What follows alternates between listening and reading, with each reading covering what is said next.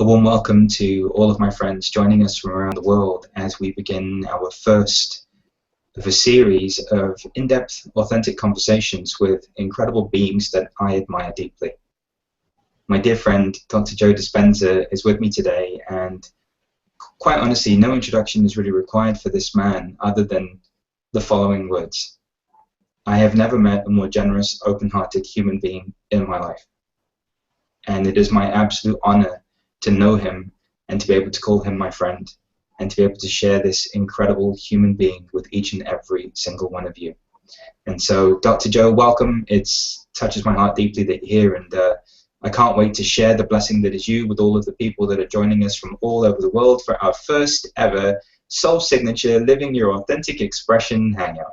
Welcome, Dr. Joe. Thank you, Panache. I'm very honored and humbled to be with you. You know, we have this incredible synchronicity that actually our books came out on the same day. And for me, that was one of the greatest things that happened as a result of getting Soul Signature out in the world, because in all the times that I've seen you and in all the times that I've encountered you, I've experienced nothing but open-heartedness and love. And you would think that when you inhabit this space of personal transformation that would be the norm. However, it isn't. You know, we are still human beings. We have aspects of ourselves that we have to embrace. There are still immature aspects of our personality or aspects of our personality that are rooted in fear. And for me, when I meet someone who's genuinely just open and living in a state of flow and graciousness, I can't help but just marvel at the divine embodiment that they are. And, you know, clearly there's been a progression to get to this point. And my greatest wish, you know, in our time together is that you get to share insights and wisdom directly from you and your heart as to how this community can really move into that space of openness. You know, you and I both know that it takes so much energy to not be who we are. And that's the root cause, really, of all suffering. And the solution, in truth, is to be that. And in my experience, there's nobody that is that better than you. So at this point, I'm going to hand it over to you, my sweet friend, to guide us through whatever you feel is required for us to move into that space, because I know that even though we have this incredible toolbox and we've had all these incredible experiences and we have this heightened level of awareness, it can still be challenging at times to really live in the way that you live. And so, over to you, Dr. Joe. Well, that's very sweet. I work every day to be the living example of everything that I teach. And I think this is a time in history where it's not enough to know. I think this is a time in history to really know how. And we can understand these philosophical and theoretical concepts that, you know, point the finger at truth and point the finger at altruistic states. But the next step really is to apply some of these concepts, to personalize them or to demonstrate it.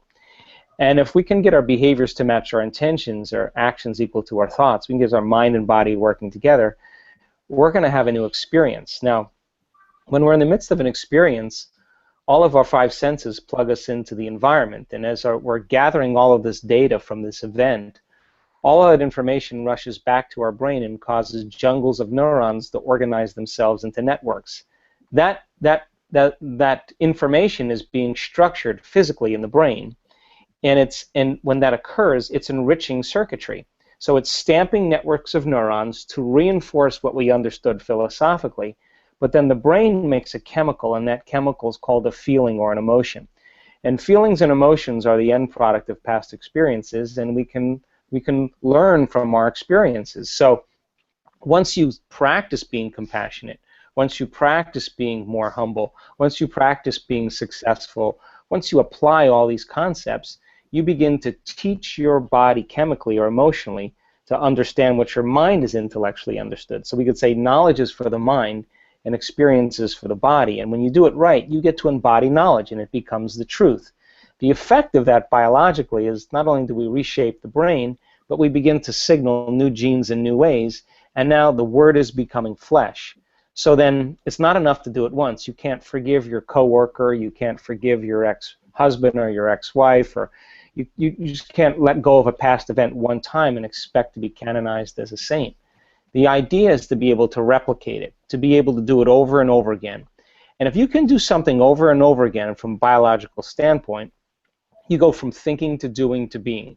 You go from philosopher to initiate to master, from mind to body to soul. And when we can teach our body chemically and neurologically enough times to do something over and over again, the mind and body begin to merge as one. In other words, we've practiced it so many times, we no longer have to think about it. It's innate in us. It's who we are. And so I think this is a time in history where it's important for us to break free from some of the chains of those conditioned beliefs about us being limited and that we're powerless and that we have to survive and compete and do certain things to get what we want in our life, that a new paradigm has to be created.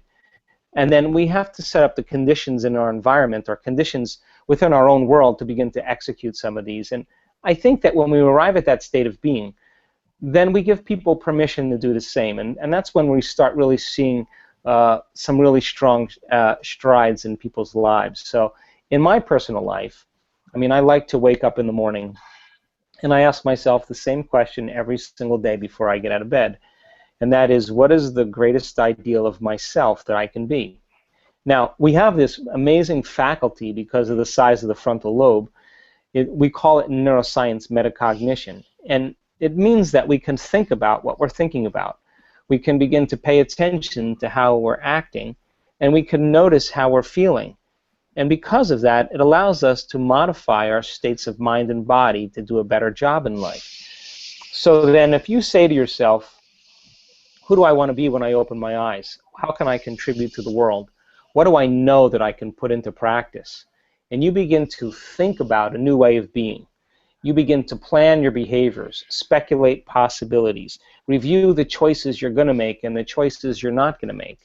If you keep redoing this enough times, you'll begin to install the circuits in your brain, prime your brain to turn on certain circuits so that when you open your eyes, you'll naturally be in that state. And if you can emotionally embrace who you're going to be when you open your eyes, you're giving your body a sampling of the future.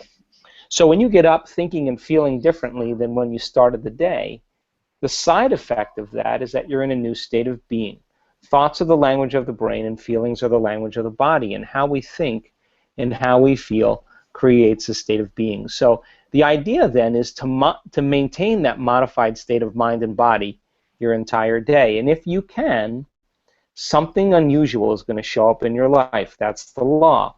And it will always come in a way that we least expect, that surprises us, and leaves no doubt that what we did inside of us produced some effect outside of us. And that's when we begin to start to experience empowerment. And people around the world are waking up to these ideas, and they're doing the uncommon, and they're doing it repeatedly, and they're taking a certain amount of power that's been invested in everything outside of them and putting it back in themselves. And I think that's a great honor to be able to contribute to people's lives in that way.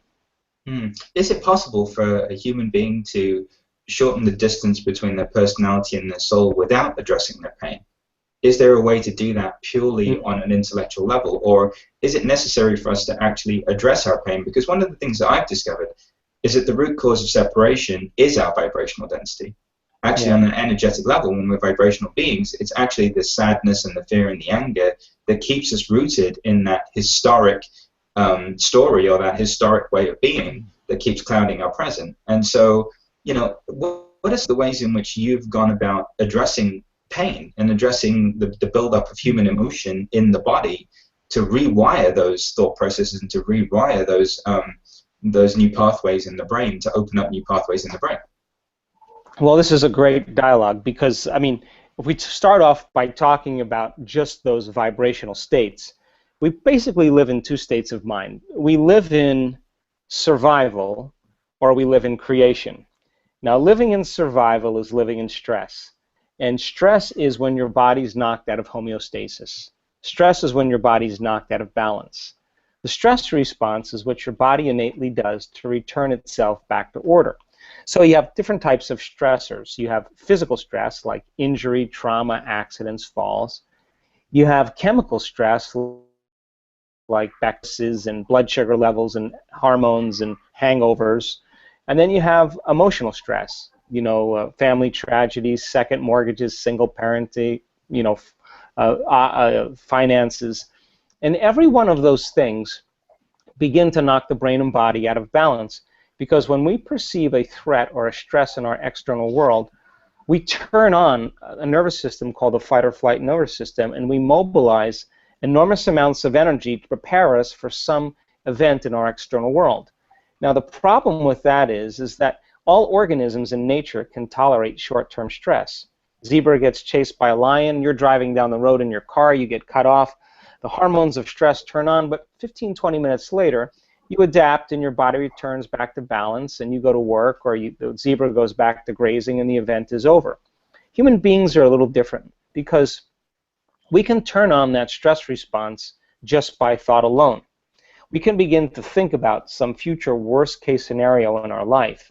And out of the infinite potentials in the quantum field, we're selecting the worst possible future based on the memory of the past. And that limited imagination and preparing ourselves for the event and bracing ourselves for that outcome begins to knock the body out of physiological balance just by thought alone. In other words, the body, as the unconscious mind, begins to believe it's in that future event in the present moment, and we begin to create the stress response just by thought alone. We could also unfold a past bitter memory that's tattooed in the recesses of our gray matter. We can revisit that event over and over again, and we can produce the same chemistry in the brain and body as if the event occurred. Now, it's the redundancy of that process that begins to condition the body emotionally to become the mind. And when the body becomes the mind, that's called a habit. So 95% of who we are by the time we're 35 years old is a set of memorized behaviors, emotional reactions, beliefs, perceptions, attitudes that function just like a subconscious computer program. So then the emotions of anger, aggression, frustration, hatred, judgment, fear, anxiety, insecurity, unworthiness, guilt, shame, sadness, pain, they're all derived from the hormones of stress. And 70% of the time or more, most people live in those emotional states. So when we're living by those emotional states, those chemicals endorse the ego to become selfish, self-involved, self-centered, self-indulgent, self-important, self-aggrandizing, self-pity. It's all about the self. Now, in survival, whether you're a frog or a feline, or whether you're a human being, whether you're a lizard, when those chemicals are turned on, it's all about taking care of the body. So then, the moment we turn on the stress response, if we turn on the stress response and we can't turn it off, now we're headed for disease, because no organism can tolerate living in emergency mode for extended periods of time. So as we mobilize all this energy for our external environment, there's no energy in our internal environment for growth and repair. So then the organism is always looking in the external environment to determine what's going to be a threat, always concerned about its body and where it has to, how it has to take care of it, and it's always concerned about time. How much time do I have to get there? The body, the environment, and time. Now, when you and I live by the hormones of stress, the very fact that we're releasing all these chemicals, by paying all of our attention on the external environment, we focus on objects and things, and we believe that the outer world is more real than the inner world, and this is where we start to feel separation. Now, why do we feel separation? Because the hormones of stress cause us to begin to really to begin to understand or perceive reality as a materialist, defining reality with our senses. So the atom is 99.9999999% nothing. It's energy. It's emptiness. It's open space. It's 0.0000001% particle. And when we're living by the hormones of stress, we're focusing on the particle instead of on possibility. And this is where we get in trouble, because when we get to this point and we experience that level of separation, we always try to force and control outcomes in our life because we are matter trying to change matter. In other words, when we live by the hormones of stress, we feel more like matter and less like energy because we are fundamentally functioning as a particle instead of possibility. So then people then begin to use what they know in terms of their limited resources to get what they want. They compete, they manipulate, they lie, they cheat, they steal, they do what they can to try to get ahead in their life because, for the most part, they don't know that there's any other way to do it. They're functioning from a primitive nervous system. But when people begin to get beyond themselves, and we've studied the brains in the workshops that we've done, and you and I are absolutely at our best when we get beyond ourselves.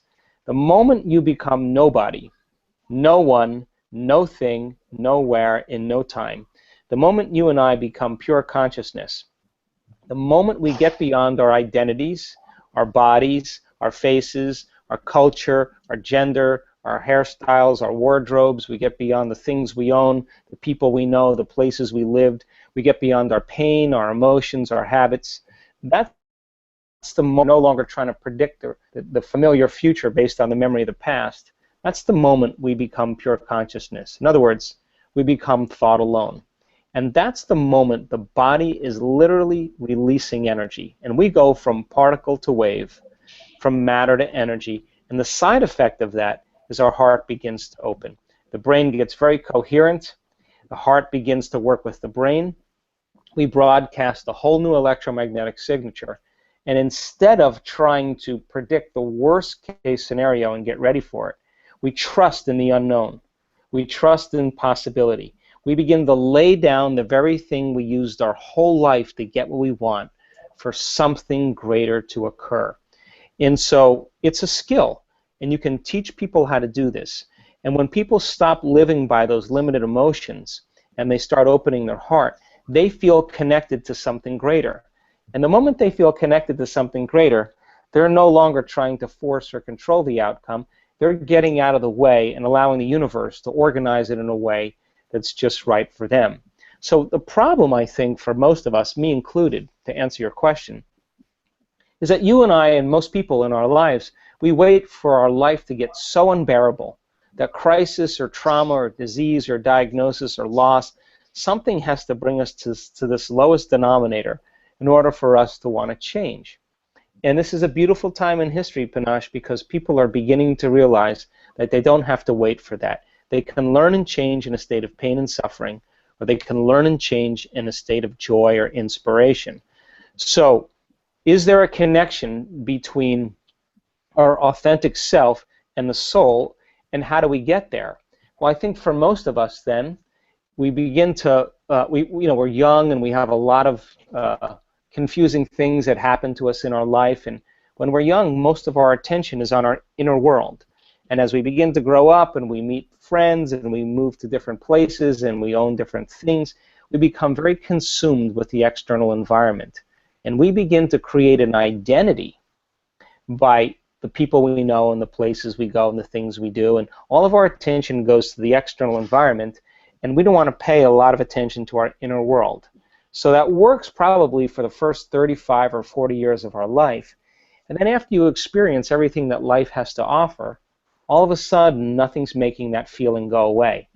And this is the moment the soul begins to wake us up and say, pay attention, because nothing is making that feeling change. So in other words, when you can predict the feeling of everything that's going on in your life, and nothing new is happening, all of a sudden you're left with those feelings from very early on, whether it's emptiness or unworthiness or insecurity.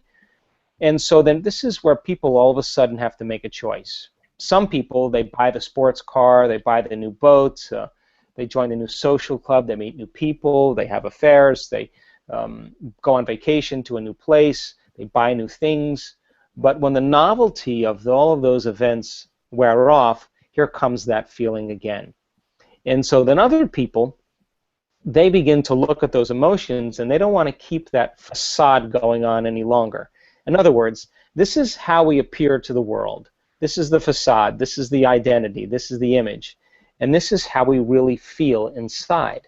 Now, this person is identifying, creating an identity with the external world so that nobody knows how they really feel inside. Now, everybody's doing the same exact thing. So God forbid anybody finds out that we're insecure or feeling empty. So you have to keep this facade going on with your identity in the environment and your body and the way you look and how busy you are so that you don't have to look at this. Now, some people begin to look at this feeling And this is the midlife crisis. This is where they say, I don't love you, I don't know why I'm doing this, I don't like those people, I don't want to keep this going any longer anymore. And they begin to pay attention to this feeling. Now, there's not a lot of structure in our Western world to do that. So the moment people begin to lose their mind and they begin to tell the truth about who they are, they begin to break their emotional bonds with everybody in their life. That's when they go to the doctor and get Prozac, and there they go. You know, they return right back to that person. But this gap between how we appear to the world and who we really are inside is based on the amount of emotions that we've memorized from past experiences. Now, when we begin, there's pain there, there's sadness there, there's unworthiness there, there's insecurity there, and we're not looking for the external environment to make this feeling go away. In other words, we start looking at how we think when we feel this way, how we act when we feel this way, and we begin to move through those emotions, and we begin to overcome them. Every time we overcome an emotion, we liberate energy, and we begin to close the gap between how we appear to the world and who we are inside, until how we appear is who we are, and we've liberated all this energy. That's the moment we call transparency, and that's the moment where the person is truly happy, no longer needing anything outside of them to make them happy, but the true happiness is coming from within them. In other words, so many people confuse pleasure and happiness. And pleasure is the accumulation of things to feel good, and happiness is coming from within. So that intelligence that's giving us life right now, that's digesting our food and organizing trillions of functions in one cell every single second and organizing DNA, that self-organizing intelligence is looking for a crack to leak out. And when it begins to leak out, it begins to consume us. And that's the moment we become like it. We become more loving. It's a loving intelligence. We become more mindful. It's a great mind. We become more willful. It's got an amazing will. Its nature becomes our nature. We become more giving. It's a giver of life. So I think when we begin to all of a sudden realize that there's nothing wrong with the accumulation of things, but I think we've been conditioned into believing that true happiness, changing everything in our external world, and true change comes from trying to do it from the outside instead of doing it from within. And I think this is, again, really important for us, because as we begin to overcome that, those limited states, the body's no longer living in the past, and that's where most of our pain comes from, is when the body's living in the past. And we've measured so many people in the process of transformation, and when they get beyond their past, they're pretty unlimited people, and the side effect of that is true joy and true expression of life, which I call the natural state of being. You know, I can attest to everything that you said 100%, because for me, you know, at a very early age, all of a sudden I'm sitting next to Oprah, and then there's the book deal and everything that comes along with that. And what I discovered was that actually it's absolutely lonely. There's not an ounce of happiness in it, and that success as defined by society is an empty promise. And I've discovered actually that, I guess I'm in a midlife crisis at the grand old age of 36, but I've discovered actually... Your timing is perfect. Thank you. I'm happy I'm on track. So, you know, I'm in this place where, you know, I have no choice but to deal with that pain or that density that, you know, I've accumulated throughout the course of my life that I haven't addressed. And for me, my girls, it's become the quality of my life. It's become wanting to be transparent. And I know that that's true for so many people that are here, Dr. Joe. They just, you know, they know that it's not about the world. They know that it's not about the accolades. They know that it's not about the things, because most people have exhausted those possibilities, and they're still left feeling miserable. And they're still left feeling angry, and they're left feeling frustrated. And, you know, in sitting here, in having this conversation with you, I know we've had this conversation because you went through your own transformation after what the bleep and, you know, several other occurrences that you had. What's the bridge? Because quite honestly, I feel like there are moments where I experience that unity consciousness where everything is just luminous, and it's almost like I'm peeking through the veil to what this is really about, which is just vibrating particles and molecules. And then there are other moments where my unresolved pain or my immaturity is still informing my reality. And so it's almost like I'm dealing with this inherent internal duality of who I am on the deepest level, and yet who I am as a 36-year-old who grew up, in the circumstances that I grew up in and who experienced the traumas that I experienced. One of the things that I found to support me in the midst of all of this is actually disengaging, getting off the hamster wheel, and taking the time to really deal with that hotbed of unprocessed emotional content. Mm-hmm. And one of the things that's really helped me in all of this is that just being able to rest in the experience of that content and to be aware of my breath while that's going on. So that's something that I've really advocated, and that's really supported me. Are there any other things that you could recommend that people could actually begin to initiate immediately to shorten that distance between who they are as an identity and who they are as a soul? Sure. Well, this is a fabulous conversation because this is the meat and potatoes of transformation. So when people are living in this gap between how they appear to the world and how they really feel, they don't want to look at this emotion because it is painful. What they'd rather do is distract themselves from all these things in their external environment so they don't have to look. But when that feeling isn't going away, and they can't, after the sports car and after the the vacation and after the buying the new things, a new wardrobe, the facelift, whatever, and this feeling keeps returning, this is a time really where they have to look at that emotion. And they have to, as you said, you have to be in the presence of that emotion and ask some fundamental questions. Are these emotions driving my thoughts? How do I think when I feel this way? Now, those thoughts are just old circuits that have been fired and wired in the brain. How do I behave? What do I do? How do I act? What do I say? What comes out of my mouth? Now think about this. If you can observe how you're thinking, notice how you're acting, and pay attention to how you're feeling, the moment you become conscious of what you're unconscious to, it means you're no longer the program.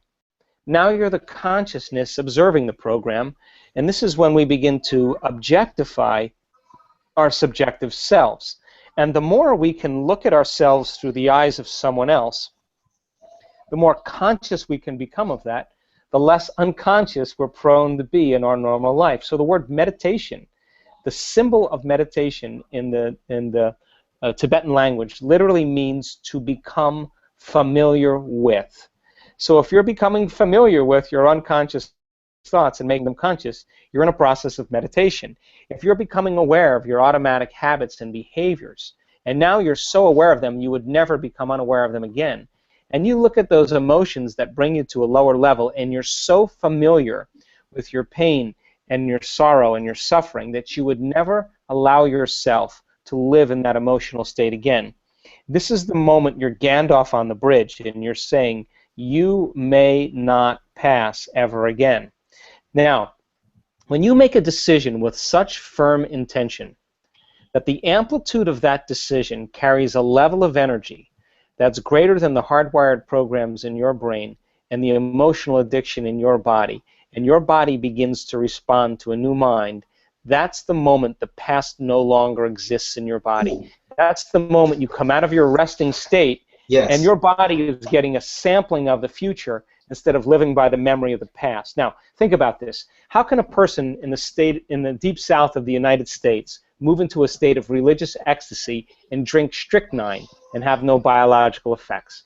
How can the mother who has her child caught under the car make the decision to lift that car up and pull the child out? The mother doesn't say, hey, I had carbohydrates today and I haven't worked out in 2 weeks. She doesn't think like that. The decision is final, and the choice carries an amplitude of energy that becomes an experience that she never forgets, and that's the moment she is no longer her biology, she's no longer her body, she's no longer associated with her identity and her environment, and she is transcendent of time. So in order for us to truly change who we are, we have to begin to come out of our resting state and begin to teach the body emotionally what the future is going to feel like. Now, let me just explain this. So most people say they want abundance, but they really don't want abundance. What they really want is freedom. Some people say they want a new relationship, but they really don't want a new relationship. They want to feel and give love. Some people want success because they want to feel empowerment. They want the mystical moment to feel awe. They want a healing to feel wholeness. Now, they'll wait for the experience to happen to feel that emotion. But that's the Newtonian model of reality, of cause and effect, waiting for something outside of us to change how we feel inside of us. And when we feel better inside of us, we pay attention to whoever or whatever caused that, cause and effect. The quantum model of reality is about causing an effect, which means you have to teach your body emotionally what empowerment feels like before your success. You have to be whole before your healing. You have to be in awe before the mystical moment. You have to feel freedom and abundance before your wealth appears. And when we do that, then to the materialist it would seem really insane or foolhardy because the event hasn't happened. But to the quantum mind, though, the body is getting a sampling of the future before the experience occurs. And if we do this properly and we marry it with a clear intention, the body begins to believe it's in the future instead of in the past. And now we're defined by a vision of the future instead of a memory of the past. And so we teach people how to come out of their resting state. Unfortunately, as I said, most people wait for the crisis to come out of their resting state, and where they say this is enough. But everybody already knows how to do this, because everybody that's on this call has already done something great in their life. And what did they do? They made a decision. They had a vision. They got inspired by that vision. They decided what thoughts would support them to that vision, what behaviors and choices they were going to make. They felt enthusiastic, and they began to get their behaviors to match their intention, and they changed. Now think about it when we set out to do something and we didn't accomplish it. We got lazy, we had a vision, we got emotional, we got too busy, stress got in the way, we had social appointments, and we traded that vision for mediocrity. So we come out of our resting state, and the body has to be energized with a new frequency. And we were capturing in our last workshop probably 40,000 times the amount of energy in people's brains when they did this. Now, 40,000 times the amount of energy, give you an idea. When people's brains are firing in normal, limited consciousness, we're about 10 to 60 microvolts squared of energy. We're talking about 1 million microvolts of energy in a person's brain. I mean, you can charge your iPhone with that. That is how powerful we really are. So then, as we begin to overcome and overcome and overcome those limitations that block the flow of the divine in us, as we begin to remove those layers, we begin to feel connected to something greater. And then the next challenge appears, because there's no schools of ancient wisdom in the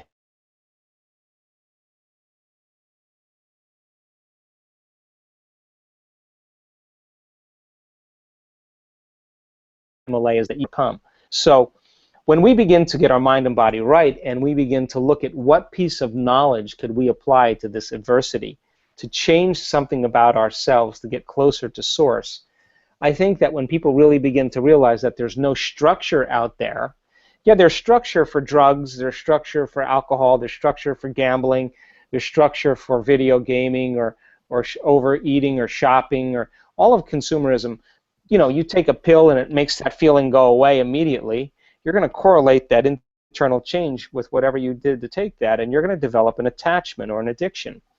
And what that does is it begins to broaden the gap. And you could be the wealthiest, the most successful, the most popular person, the most good-looking person in the world, but if you haven't overcome that emotion right there, you haven't evolved in one lifetime.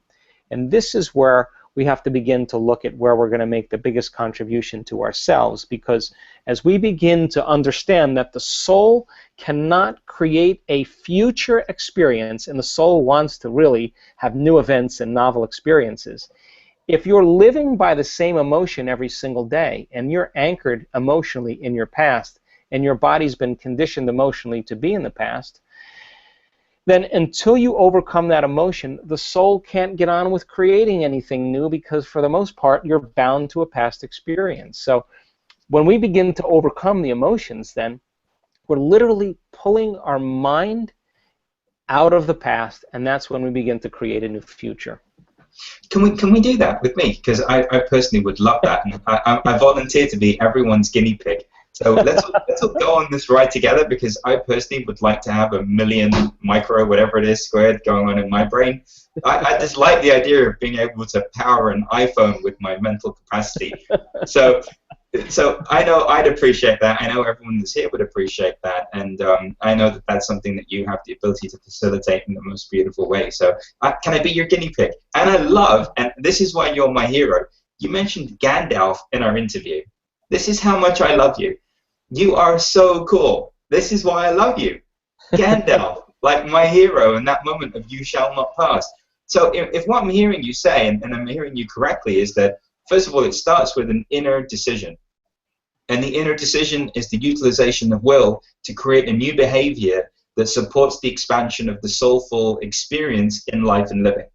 So in my case, the decision would be to live in complete alignment with my soul. Now, just articulating that wouldn't be enough. I'd have to fully get to a place with every single part of me to where that becomes the driving, overarching energy with which I live my life.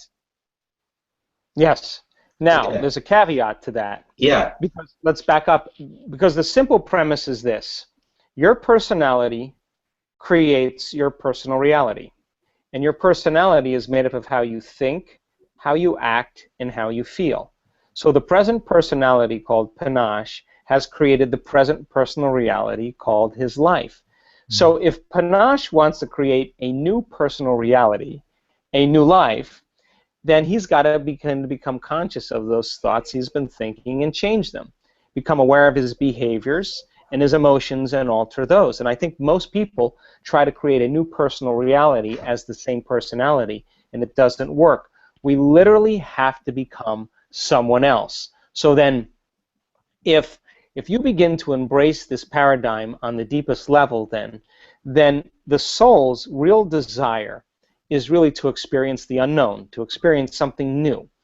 And so if you're living and feeling the same way every single day, then it means nothing new is happening in your life. And that boredom right now I'm going to speak for you, that boredom, or that predictable, familiar emotion, is what's nagging at you and bothering you, because you know on a soul level there's more to experience. So then, as you begin to look at the old identity, and this is where we get stuck, is that for most people it's their personal reality that's creating their personality. You know, it's the media and the social engagements and the advertising and television and and the people and things in our life. We're reacting to everything known in our life, and by consciously or unconsciously, when we see certain people, we go to certain places, we do certain things at the exact same time. It's the external environment that's controlling how we think and feel. So if you understand that, then it would be a good idea to eliminate yourself from your external environment. That's called meditation. You close your eyes, and now you have less sensory information coming into your brain. You put in earplugs or you play music, and that fills the space. So now your inner world starts becoming more real than your outer world. You put your body away. You're no longer your body. You're no longer a face. You're no longer identity. And if you do it properly, you'll forget about time. Now, that elegant moment where you dissociate from your body, your identity, your things in your life, the people in your life, the places in your life, and time, that's the moment you become pure consciousness. Now, if you're thinking certain thoughts that are making certain chemicals for you to feel a certain way, and the moment you feel that way, you think more thoughts, and those thoughts create more feelings, and your brain is organized to reflect everything you know in your life. It's an artifact of the past. You're thinking in the past, and those emotions that feel familiar are a record of the past. Then for the most part, people are trying to view their future through the lens of the past. They can't get anywhere. So then, as we begin to no longer think and feel in that cycle, and we dissociate into thought alone, the energy that's feeding all of our sexual identity, all of our digestion, all of the energy for importance and control and the adrenal hormones, all that energy has got to go somewhere. And the first place it goes right into the heart. And you know you're getting close when all of a sudden you start to feel your heart open up. When that occurs, the moment that occurs, you're no longer living in your past identity. That's the moment you're completely in the present moment. Now, there's dangers to be in the present moment. There's dangers to express love. There's dangers to trust, because if you're living in an environment where survival is the credo, you're not going to want to close your eyes and go within. You're not going to want to trust anybody. You know, this is not a time really to relax. This is a time to be vigilant. So then people they can intellectually understand it, but they can't get to that level because they're always perceiving their environment as the jungle. So when we begin to overcome those emotions of stress that are highly addictive, the body is no longer being tormented like an addict. That is when the body starts to liberate energy, and that's when our heart starts to open, and that's when we start to believe in possibility again. So if our personality creates our personal reality, we make a decision first. We examine who we've been, and I call it crossing the river of change, from the old self to the new self. Crossing that river is going to be uncomfortable. It's going to feel unfamiliar, and you are going to feel like it's unpredictable, because the moment you're no longer thinking that way or acting that way or feeling that way, you're going to feel like an unknown. Now, this is the biological, the neurological, the chemical, and even genetic death of the old self. This is the pain that you experience because the body's looking for its familiar chemical state. That pain is normal, and if you understand that that void, that unknown, is the perfect place to create in. That's the place you want to create in, and not to fear it, but to embrace it.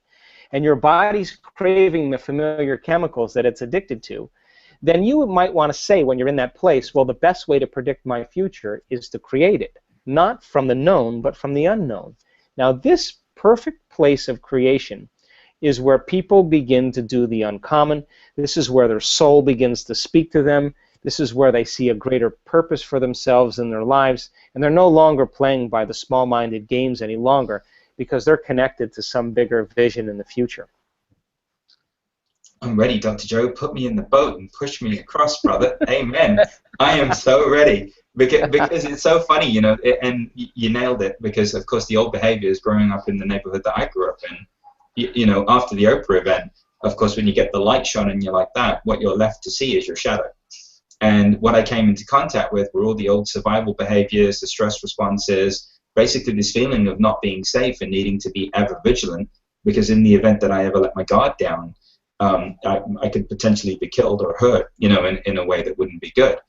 And so it's so funny how I'm currently sitting here at 36 years old, addressing how I felt to a certain degree when I was 18, you know, through 21, and about that in my book. There's just this time frame where basically music became my salvation, but music was putting me in situations that weren't necessarily safe and holistic.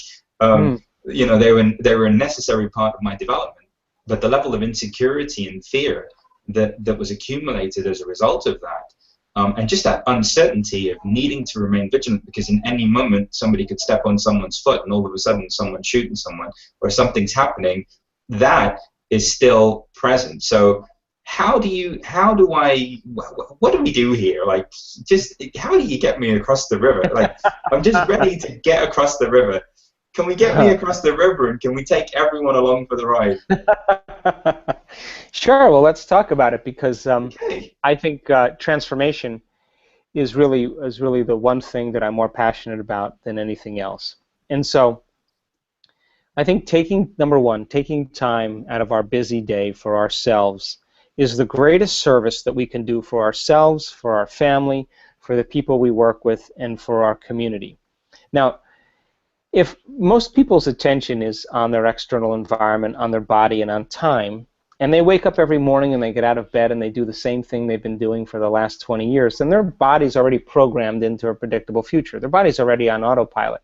They have a thought of the coffee pot, and the next thing they know, they have coffee in their hand. They have a thought of the shower, the next thing they know, they're in the shower. They have a thought about going to work, the next thing they know, they're in their car. So their body is following their mind. If they're living by the same emotions every single day, then their body, for the most part, is in the past, because emotions are a record of the past. So finding the sweet spot of the present moment in our meditation is so highly important, because the body has been trained to be in the future. So then most people, when they take their meditation and they stick it in as another thing to do so they don't have to feel guilty, that's not the answer either. working with your body and understanding that it's the animal, and we do this in our workshops. We make people, we don't make them, we ask them in their meditations to really get to that point where they're unfolding in that infinite field of potentials as thought alone. In other words, if you're going to heal yourself by thought alone or create something in your life by thought alone, then you have to become thought alone. This is the key element where all of a sudden now, when you keep practicing bringing your body back into the present moment and you become aware that it's thinking about, well, what about this thing I have to do, and this plane I have to catch, and this contract I have to sign, and that person I have to call, that's a predictable future. And you become aware that you're investing your energy into that reality, because where you place your attention is where you place your energy. Or you're living by some emotion of impatience or frustration or vigilance, then you're siphoning energy out of the present moment, and you have no energy to create with.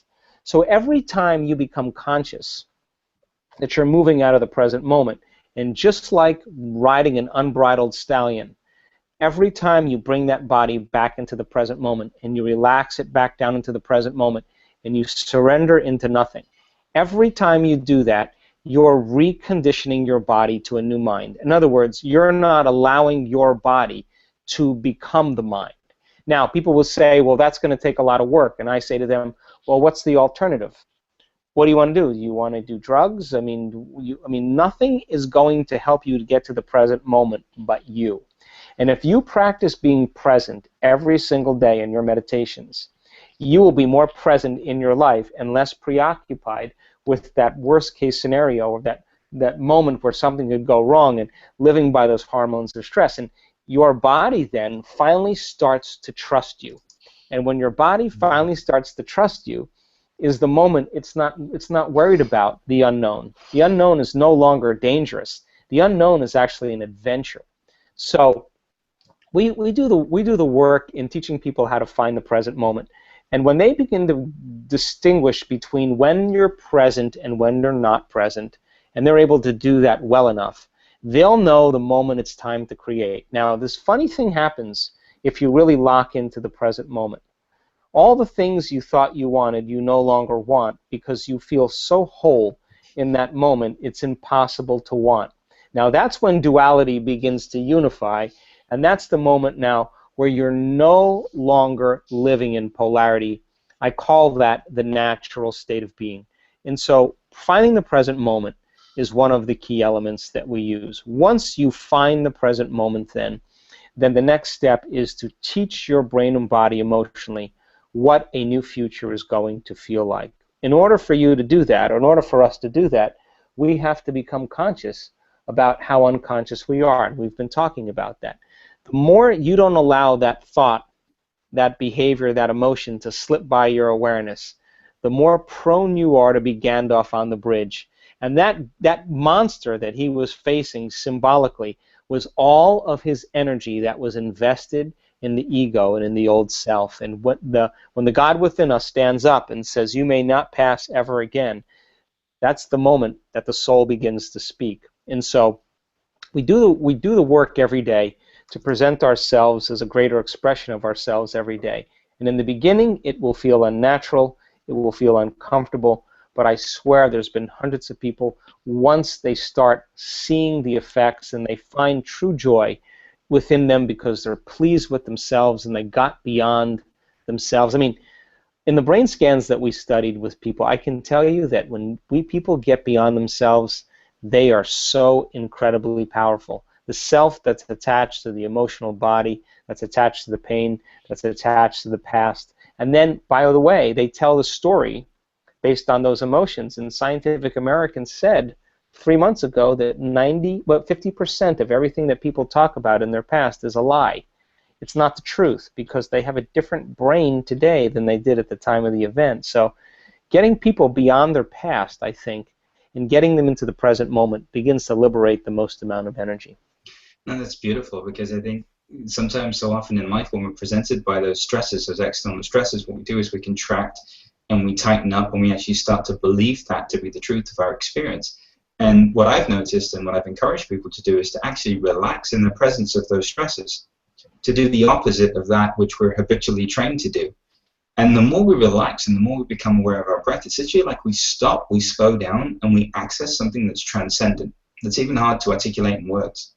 And that, to me, is that place of pure possibility. It's like that place of, absolute, you have to become thought, but it's like in that place, there's nothing. There's just a space of nothingness. There's this infinite field of nothingness. And when I experienced the divine, that's what I experienced it as, was just this infinite space of nothingness. So one of the takeaways, I guess, is that in the middle of being triggered, the best thing to do is actually do nothing, to stop, to slow down, to breathe, and to simply offer your body a different possibility of human experience other than the one that you've been engaging in for 10, 20, 30, 40, 50 years. So is transcendence then the solution to the human condition? Is that really the way out of the matrix? Is that how we break free? You know, I call it living your soul signature. You know, you articulate it a different way. But really, is that what we're all being pushed towards, is this state of permanent transcendence, which basically is fully embodied soulfulness in every waking moment? Is that really where we're headed, Dr. Joe? I think so. I'm very optimistic about that, Panache, because I think people are beginning around the world to wake up to the idea that the illusion is becoming so obvious. I mean, every single paradigm right now is collapsing, whether it's the political model, the economic model, the religious model, the medical model, the educational model, the environment. Everything's collapsing right now because it cannot function on the old laws of the old paradigm. Something new has to be created. So then, how do we begin to become supernatural? We have to begin to do what's unnatural. And when everybody else is in lack and in poverty, that is the time to give. When everybody else is in fear and worried, that's the time to demonstrate courage. When everybody else is judging and warring, that's the time to show love and compassion. And if we keep doing the unnaturals long enough, sooner or later we'll begin to become supernatural. So our soul's journey then is to really step out of the quagmire and the limited beliefs and perceptions that keep us playing in this limited realm, this limited density, where we are matter trying to change matter. Once we get a taste of the divine, and that divine, again, we've measured this over and over again. When you are that thought in that infinite space, when the brain is perceiving space and no longer perceiving objects, it gets very organized. It gets very coherent. And when the brain gets coherent, we get coherent. And when the heart gets coherent, we love way more. And that's when we begin to emulate the divine. So over and over again, as we begin to climb out of these limited states, and we break free from those survival emotions that keep us feeling more like matter and less like energy, the side effect of all of that is becoming more energy and less matter, and that's when we start to demonstrate being a vibrational being. The field around our bodies when we're living in stress is about 3-4 inches in size. Open your heart, it can be up to 9 meters wide. We measured it. And so then when you begin to open your heart, you feel connected to something greater. That's the beginning. That's when the soul says, now I have infinite possibilities to experience, and I get to select as a free-willed individual where I want to place my attention. That's when we're liberated. So I think it's a great time for us to begin to really embody this information. I think it's a great time for us to hit the low points, to see those illusions. I mean, I had my own awakening, and you reach a point where you realize that the only time that you feel like yourself is you need the external world to remind you of it. That's a sign. When you can find an identity of yourself in the quietness and solitude of your own presence, that's when you're no longer seduced by the external world, and that's when you begin to experience true freedom. That's beautiful. You know, I'm so moved by you, and that's a testament to the fact that you really embody everything that you're talking about. And you know, I would highly advocate everyone here to just make a decision and to make a commitment. You know, what I'm feeling and sensing from Dr. Joe is that, you know, the time of sitting on the fence is over. You know who you really are. You know why you're here. Innately, I believe, and I fully hold that to be the truth, that every one of you at a certain point in your life has experienced that moment of transcendence. Well, what if we can actually live as that? And how about stopping, slowing down, becoming aware of the breath, relaxing the body? Feeling what we've been unwilling to feel is actually the key and the answer to unlocking the dynamic potential of our soul and our brain, and maybe even this entire universe. Maybe what we're actually talking about here is a blueprint to be fully enlightened, to realize the enlightenment that already exists in each and every one of us. You know, Dr. Joe, when you're anywhere, what I feel from you is this just sense of love. And you know, it is such a profound, tangible experience that, you know, in Indian tradition they call it having darshan. It's like being in the presence of the divine's love itself. And I know personally when I see you, I just want to give you a big hug.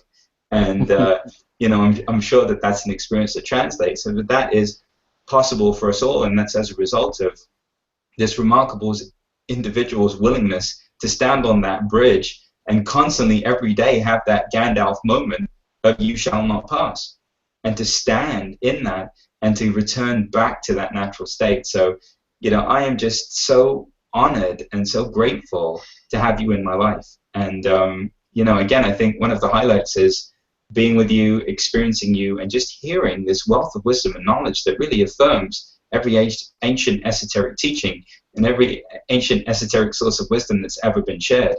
And also to bring a greater level of transparency to this whole, you know, transformational industry, to the point where, you know, we are human beings and we are still maturing and we are still doing what we're doing, and that doesn't in any way take away from our contribution. I believe it firmly adds to our contribution and actually makes us more powerful. And so, can we put it in a nutshell, just 3 simple steps that people can follow? I mean, I don't mean to take your entire, you know, life's work and, you know, turn it into, like, you know, cheat notes for someone who didn't want to study for an exam. Of course, there's lots of books to read, but, you know, are there just 3 simple bullet points or 5 simple bullet points that you could really just put it into? Sure.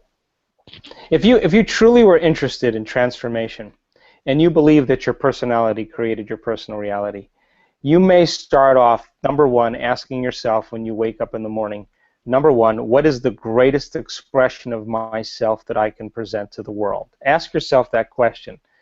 Then the second question you should ask is, what thoughts do you not want to think? What behaviors do you want to be aware of that you're not going to demonstrate? Complaining, blaming, making excuses, feeling sorry for yourself, talking about other people, whatever.